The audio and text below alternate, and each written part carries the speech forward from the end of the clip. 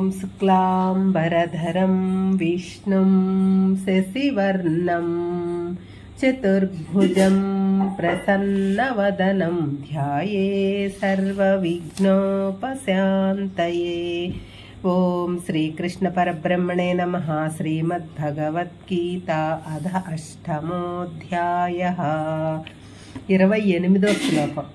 वेदेषु यज्ञेषु तपस्सु चैव दानेषु यत्पुण्यफलं प्रदिष्टम् अत्येदि तत्सर्वमिदं विदित्वा योगी परं స్థానముపైతి చాద్యం।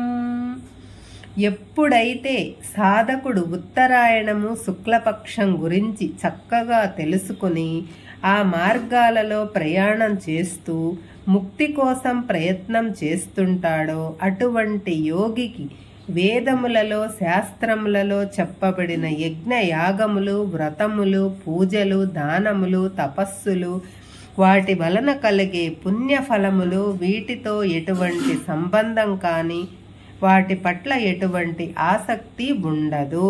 అతడు నిరంతరం పరమపదమును గురించి ధ్యానిస్తూ దానినే పొందుతాడు। పై విధంగా చెప్పిన అభ్యాస యోగమును ధ్యాన యోగమును నిష్కామ కర్మయోగమును అభ్యసించి దాని ద్వారా జ్ఞానమును సంపాదించిన యోగికి వేదములలో చెప్పబడిన యజ్ఞములు యాగములు దానములు ధర్మములు తపస్సులు చేయవలసిన అవసరము దాని వలన పుణ్యము సంపాదించవలసిన అవసరం లేదు। ఎందుకంటే అతడు అన్నింటినీ మించిన పరమపదాన్ని పొందుతున్నాడు। వేదాలు చదివారు, యజ్ఞాలు యాగాలు చేశారు, తపస్సు చేశారు, దాన ధర్మాలు చేశారు, పుణ్యం సంపాదిస్తారు। కానీ వీటి వలన కలిగే పుణ్యం కన్నా ఎన్నో రెట్లు ఎక్కువైనది పునర్జన్మలేని పరమపదమును పొందటం। కాబట్టి పైన చెప్పినట్టు కర్మకాండల కన్నా వాటి వలన కలిగే పుణ్యాల కన్నా ఎక్కువైనది పరమమైనది బ్రహ్మపదము। ఆ బ్రహ్మ పదమే నిత్యము సత్యము। ఆ పరబ్రహ్మ యోగం గురించి ఈ అధ్యాయంలో చెప్పారు కృష్ణుడు। వేదాలు శాస్త్రాలు అధ్యయనం చేసినందువలన యజ్ఞయాగాలు దాన ధర్మాలు చేసినందువలన కొంత ఫలం వస్తుంది, అందులో సందేహం లేదు। కానీ దానివలన జన్మరాహిత్యం కలగదు సరికదా। ఆ పుణ్యఫలం బంధనములు కలిగిస్తుంది, వాటిని అనుభవించటానికి మరో జన్మ కారణం అవుతుంది। జన్మరాహిత్యం కోరుకునే యోగికి వీటి వలన ప్రయోజనం లేదు।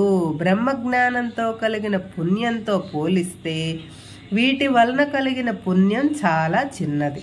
కాబట్టి విఘ్నులు పరమపదం కొరకు ప్రయత్నించాలి।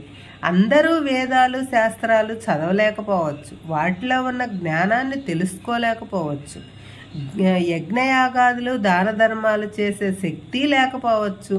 మరి అటువంటి వారి సంగతి ఎలాగా అనే సందేహం అందరికీ వస్తుంది। పైన చెప్పినది ఆచరించటానికి ధనం కావాలి, కానీ ఏ ఖర్చు లేకుండా చేయగలిగింది నిష్కామ కర్మ। అందరినీ సమానంగా చూడాలి। సత్సంగము ధ్యానము మనస్సును నిర్మలంగా ఉంచుకోవాలి। భగవంతుని పట్ల నిర్మలమైన భక్తి కలిగి ఉండాలి। రాగద్వేషాలు వదిలిపెట్టాలి, కోపము లోభము వదిలిపెట్టాలి। ఎల్లప్పుడూ ప్రశాంతంగా సంతోషంగా ఉండటం, ఇది ఆచరించటానికి ఎటువంటి ధనం అవసరం లేదు। వీటిని ఆచరిస్తే పరమపదము పొందవచ్చును। ఈ పరమపదం అన్నింటికన్నా ఉత్కృష్టమైంది।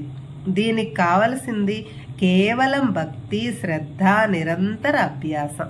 ఈ విషయాలను యుద్ధం చేయబోతున్న అర్జునుడికి కృష్ణుడు చెప్పాడు। ఇంకా మన విషయానికి వస్తే మనం చదువుకుంటాం, ఉద్యోగం చేస్తాం, వ్యాపారాలు చేస్తాం, చిన్న పెద్ద పదవులు నిర్వహిస్తుంటాం, వివిధములైన పనుల్లో మునిగి తేలుతుంటాం। ఎవరు ఏ పని ఎక్కడ ఏ విధంగా చేసినా మనసు మాత్రం పరమాత్మ యందు లగ్నం చేయాలి। అన్ని పనులు పరమాత్మ కొరకే చెయ్యాలి। అప్పుడు ఆ ధర్మానికి తావుండదు, అధర్మానికి తావుండదు। అన్ని పనులు ధర్మంగానే చేస్తాము, కర్తృత్వ భావం లేకుండా శ్రద్ధగా నిష్కామ బుద్ధితో చెయ్యాలి.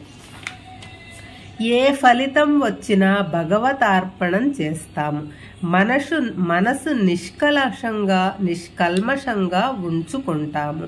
అప్పుడే ప్రకాశవంతమైన శుక్లగతిలో ప్రయాణం చేసే వీలు కలుగుతుంది. అంత్యకాలంలో కూడా పరమాత్మను ధ్యానిస్తూ ఈ శరీరం విడిచిపెడతాము, పరమగతిని పొందుతాము. ఇదే కృష్ణుడు మనందరికీ చేసిన జ్ఞానబోధ. దీనితో అక్షర పరబ్రహ్మ యోగము సుసంపన్నం చేశారు పరమాత్మ.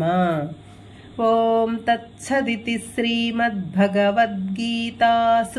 ఉపనిషత్సు బ్రహ్మ విద్యాయాం యోగశాస్త్రే శ్రీకృష్ణార్జున సంవాదే అక్షర పరబ్రహ్మ యోగో నామ 8వ అధ్యాయః.